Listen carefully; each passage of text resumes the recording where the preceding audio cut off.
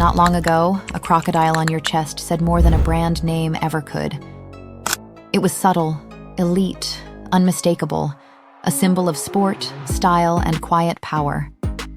But somewhere between the tennis courts and the TikTok collabs with influencers like Venus Williams, Lacoste lost its grip.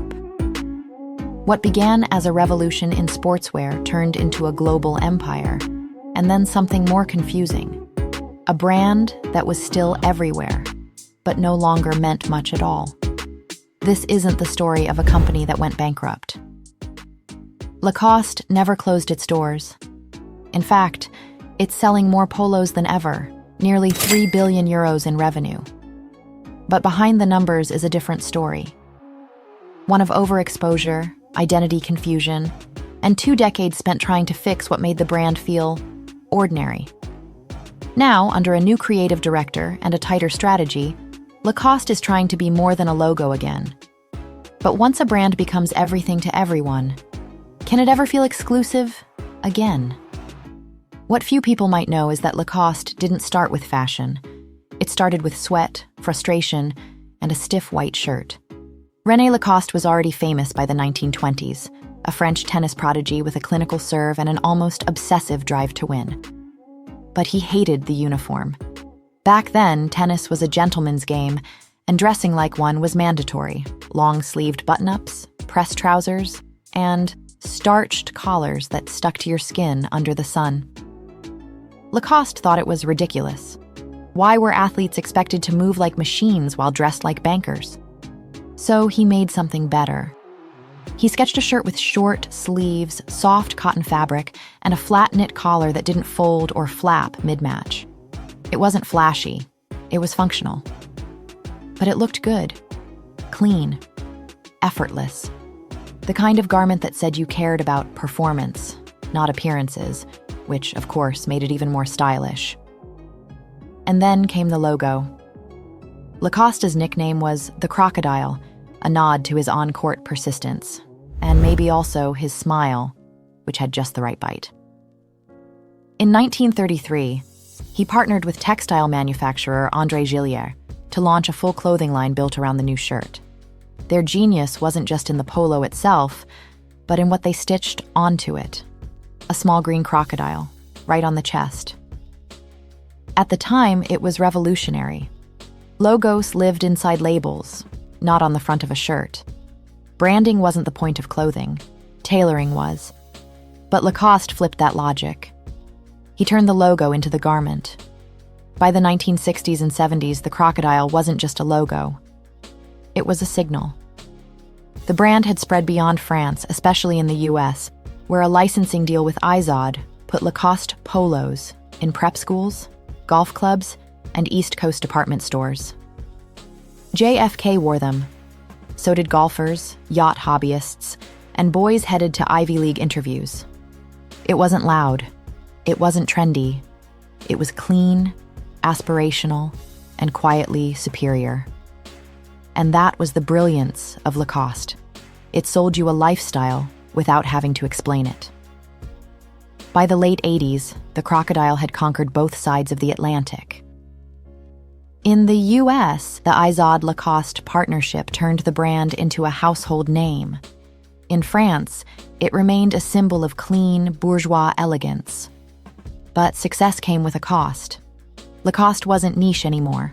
It was everywhere, and not always in the right way. The brand's first major issue wasn't creative. It was strategic. Throughout the 90s and early 2000s, Lacoste's name was licensed out across the world. Footwear, eyewear, even bed sheets, all bearing the crocodile. At one point, Lacoste had over 1,100 individual licensing deals. The result? Total loss of control. Prices dropped, quality varied by region, and the once exclusive polo shirt was suddenly sharing shelf space with bargain bin goods in discount chains. In America, the brand's association with Izod eventually backfired. Izod veered down market, and Lacoste's image went with it. What once signaled upper-middle-class polish began to feel like malware. In Europe, it wasn't much better. In cities like Paris and Marseille, Lacoste became associated with a totally different subculture. suburban youth, and football casuals. Teenagers in track jackets, not tennis whites. There was nothing inherently wrong with that shift. But it fractured the brand. Lacoste was no longer one thing. It was too many things, to too many people, in too many places. Meanwhile, Ralph Lauren, once seen as Lacoste's American cousin, managed to protect its aspirational edge. It expanded into lifestyle, sure, but carefully. When Polo sold you a shirt, it came with a fantasy. Horses, estates, some vague promise of prestige. Lacoste still had the logo, but the story behind it had thinned out. By the early 2000s, Lacoste had a problem it could no longer ignore. The crocodile was still recognizable. But recognition wasn't the issue. It was relevance. The brand had become over-licensed, overexposed, and oversold. The prestige it once commanded had faded into background noise, so they brought in someone who knew how to rebuild from the inside. Robert Siegel, a former Levi's executive, took over in 2002. His first move was surgical: cut the noise. He began reining in licensing agreements, trimming the brand's bloated product lines, and limiting distribution. Lacoste products were pulled from lower-tier stores and repositioned in prestige retailers. The goal wasn't just to clean up the image, it was to regain control. And slowly, it started to work. The brand returned to its tennis DNA, not just in marketing, but in fit and fabric. The polos were refined. The pricing went up. The crocodile was still visible, but the story behind it began to feel intentional again. Siegel also tapped into celebrity endorsements and pop culture, just enough to make the brand feel fresh without chasing trends. Retail spaces were redesigned with a sleeker, more minimalist aesthetic, aimed at attracting a younger, design-conscious audience. Lacoste also began to rethink its seasonal campaigns, placing greater focus on lifestyle positioning. Instead of leaning on heritage alone, the brand tried to present itself as modern and essential, a quiet choice in a world of logomania. In some markets, this repositioning worked. In others, it clashed with the residual perception of Lacoste as outdated or overexposed. But not everything was smooth. Throughout the 2000s and 2010s, Lacoste was tied up in legal battles around the crocodile logo. Different regions had different licensing rights, and the brand's global identity remained fragmented. In some countries, it leaned sporty. In others, casual. In a few, it still felt premium. The bigger issue was emotional. Consumers recognized the logo, but didn't connect with it. While competitors like Nike, Adidas, and Ralph Lauren were telling cohesive lifestyle stories, Lacoste was still figuring out what it wanted to say. By the mid-2000s and 10s, the brand had regained some discipline. The chaos of the early 2000s had been cleaned up. Sales were steady. Stores were polished. But something was still missing. It wasn't just about where Lacoste was sold. It was about what it stood for, and whether anyone still cared. By the time Thierry Guibert stepped in as CEO in 2015, Lacoste had stabilized. But stability wasn't enough. The brand was clean, safe, consistent, and invisible. Guibert wanted more. He didn't just want to protect Lacoste's heritage. He wanted to make people care about it again. And to do that, he took a bold approach. Embrace fashion, embrace culture, embrace risk. Lacoste began experimenting with limited drops, artist collaborations, and a faster creative tempo. The crocodile started showing up in places it hadn't been in decades: high street capsules, fashion editorials, even hype-driven partnerships. There were collabs with Opening Ceremony, Supreme, APC, and more recently, a global rebranding effort focused on storytelling, not just logos. But fashion alone wasn't enough. Guibert knew the real battle was identity. Was Lacoste a sports brand, a heritage label, a lifestyle name? To answer that, he began investing across the board. Flagship stores were redesigned with modern architecture and modular displays. In 2021, Lacoste launched a dedicated fashion showroom in Paris to present collections with more clarity and intent. A global Lacoste arena concept was introduced, a space that blended physical retail with brand storytelling, exhibitions, and social media content. It was all part of a strategy to reframe Lacoste, not just as a brand you knew, but as one worth re-seeing. The biggest shift came in 2023, when Pelagia Kolatouros was appointed as creative director. It was a surprising hire. Kolatouros had worked with Adidas, Yeezy, and Ivy Park. Not exactly names you'd associate with conservative French sportswear. But that was the point. She wasn't there to protect tradition.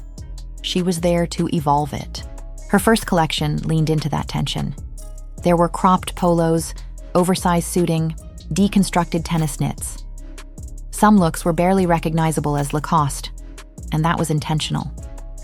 Kolatouros wasn't remixing the archive. She was rebuilding from principle: ease of movement, clarity of form, genderless silhouettes, and sport not as a theme but a structure. And for a moment, the crocodile felt sharp again. Underneath all this, Lacoste's commercial growth was accelerating. The brand passed 2.5 billion euros in revenue.